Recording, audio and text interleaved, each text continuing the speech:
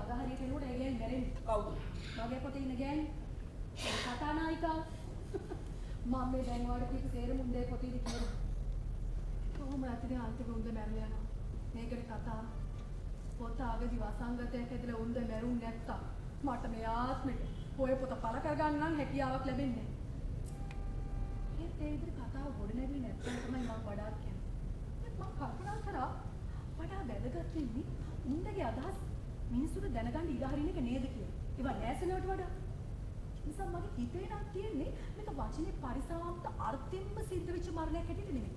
මේක සංකේතාත්මක මරණයක්. ඒ කියන්නේ එයාගේ පරණ ජීවිතය අහවර කරලා අලුත් ජීවිතයක් ඇතුළු වෙනවා.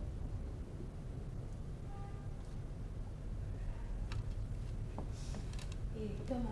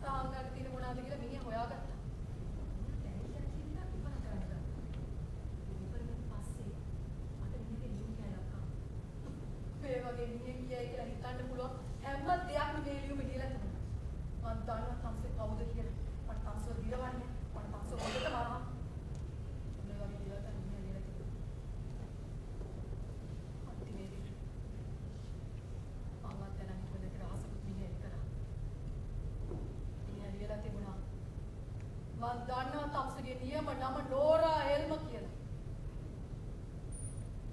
මට හොඳටම විශ්වාසයි ඔය කතාව ඇත්ත නෙමෙයි කියලා.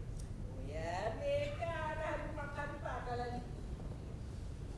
මාත් මොලෙන් නම් මේක විශ්වාස කරේ නෑ. ඒ නිසා මං දන්න කෙනෙක් නීතිචිකට කිව්වා මේක ටිකක් හොයලා බලන්න කියලා. නැත්නම් මේ කතාව ඇත්ත. කොහොමද කවදාවත් අපේ කසාදේ කඩු ගාලා දාන්නේ? නිසා අපි දින තාමත් ඉන්නේ කසාදේමයි.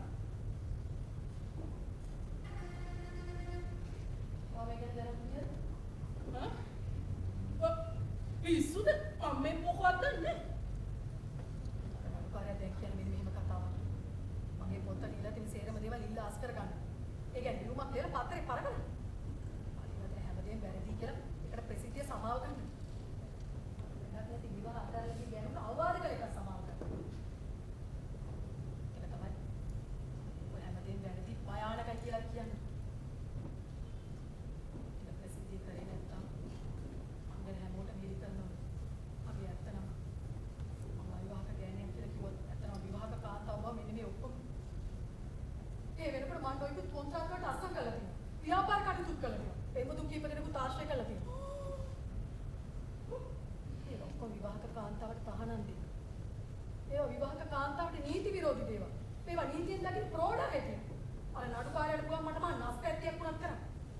මේ ඔයා මේ ඇවිත් ඉන්න ඔය කරදර නිසා.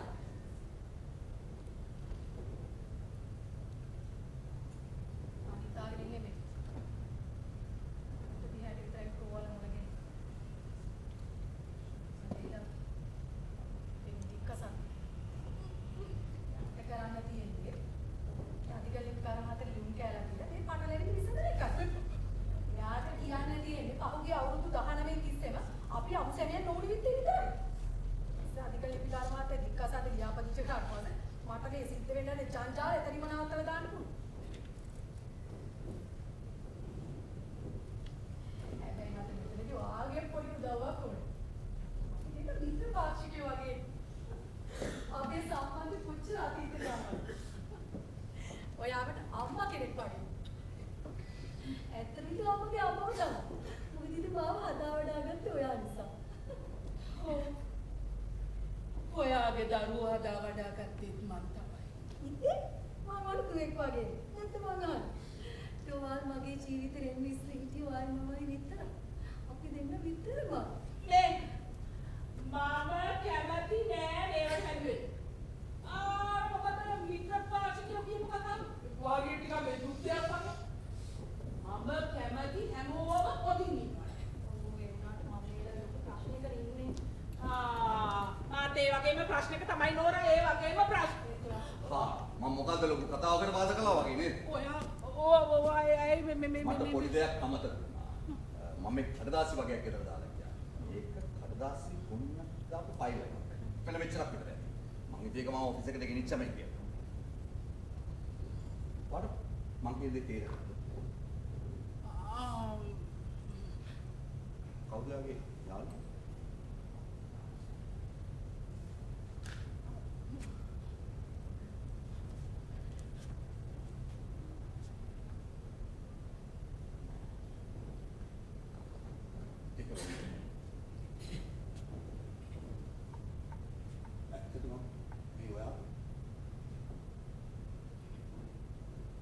ඔව් මේ මම තමයි.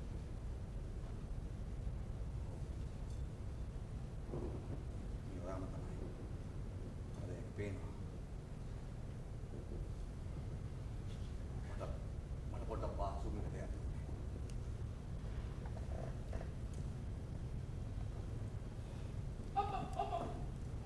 මම මේ කිස්සෙ හදන්නේ. අනිත් එක එයා කවදාවත් තවත් කාලෙක ඉඳලා ඉන්නෙත් නෑ.